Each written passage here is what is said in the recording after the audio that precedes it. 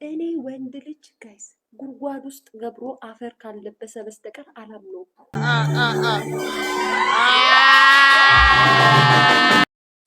የአዲስ አበባ ፖሊስ በቦንቱ ህልፈት ላይ ምርመራ መጀመሩን አስታወቀ። Mucaan kun boonee kan jedhamtu booneen kun kan kooti. Mucaan kun na dura miidhamtee miidhama isheen ittiin miidhamtee godda'amtee ani waan hin beeknee fi humna qabaadhee dhaqee barbaaduu hin dandeenye ani immoo nama na gargaaru immoo hin qabu gargaartuun koo isheedha. የቲክቶከሯ የቦኒ እናት በጣም የሚያሳዝን አንጀት የሚበላ መልእክት አስተላልፈዋል። በኦሮምኛ ቋንቋ ነው ልተርጉሙላችሁ። ቦኒ የኔ ልጅ ናት። ልጄ ስለተጎዳችብኝ ነው። እኔ ደግሞ አቅም ኖሮኝ ሄጄ ልፈልጋት ላያት አልቻልኩም። የምትረዳኝ አለችኝ የምላት እሷ ብቻ ነች። Bakka lafarra ilaalaa jira. Biyya alaattis ta'e Itoophiyaa biyya isheen keessa jiraattus ta'e adaraa galfatee itti kennadhee humna lubbuu mucaa kooti deemaa naaf almaanaa አደራ። በሀገርም ሆነ በውጭም ያላችሁ የልጄን ሀቅ እንዲወጣልኝ አደራ አላችኋለሁ ብለዋል። አየ መከራ፣ አየ እናት መከራዋ ምን ያክል ነው አንጀታቸው ስብር፣ ቅስማቸው ስብር የሚለው ምን ያክል ነው አንጀታቸው ቁስል የሚለው። ብቻ እኔ ምንም የምለው ነገር የለኝም። ፈጣሪ እንደው ያጽናናቸው፣ ጽናቱን ይስጣቸው ነው የምለው። በጣም ከባድ ነው። በጣም ሀዘኑ በጣም ነው የሚከብደው። የአዲስ አበባ ፖሊስ በቦንቱ ህልፈት ላይ ምርመራ መጀመሩን አስታወቀ። ወጣቷ በአዲስ ከተማ ክፍለ ከተማ በሚገኝ መኖሪያ ቤቷ ሕይወቷ አልፎ መገኘቷን ተከትሎ ፖሊስ የሞቷን ትክክለኛ መንስኤ ለማረጋገጥ የሕክምና ምርመራ እያከናወነ እንደሚገኝ አስታወቀ። ፖሊስ እንግዲህ የቦኒን ህልፈት እንግዲህ ተመልክቶ መረጃዎችን እየሰበሰበ ይገኛል። እንደሰማችሁት መረጃው መሰብሰብ ጀምሯል። በጣም ደስ የሚል ነገር ነው። ትክክለኛው መረጃ ሲወጣ ተከታትለን የምናቀርብላችሁ ይሆናል። እናንተ ብቻ ሰብስክራይብ ማድረግ ነው የሚጠበቅባችሁ።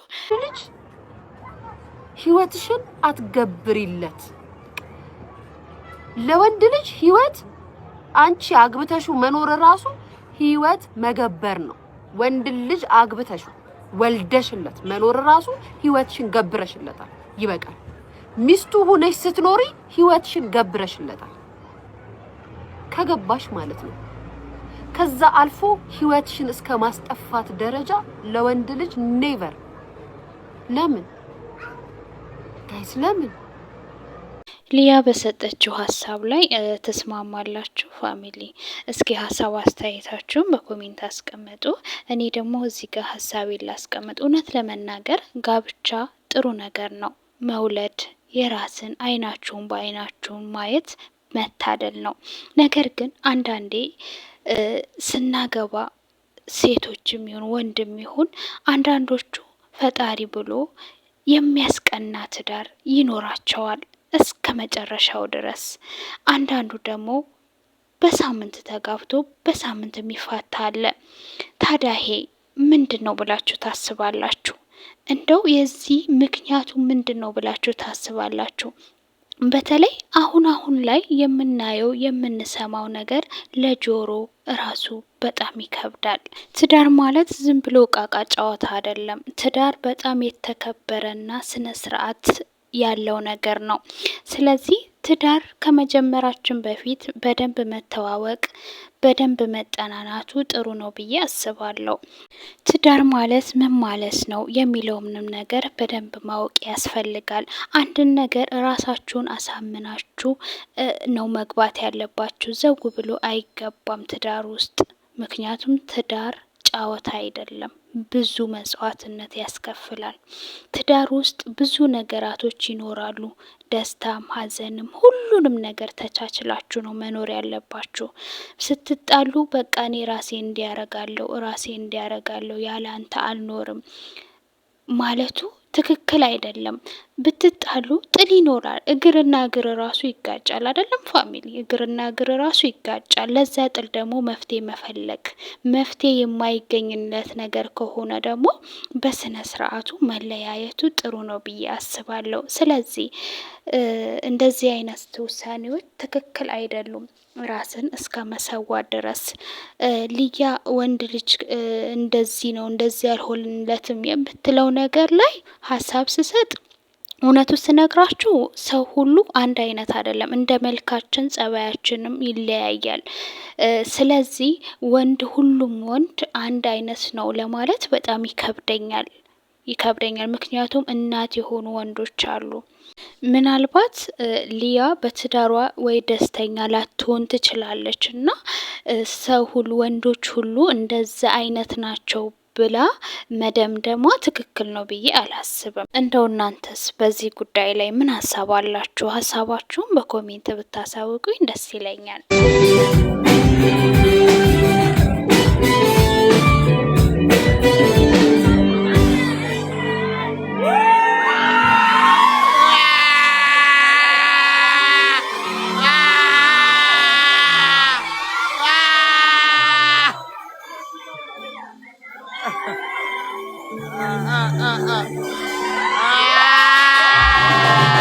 እውነትም ብቻ አይደለም ይሄም ባም ያስብላል ፋሚሊ።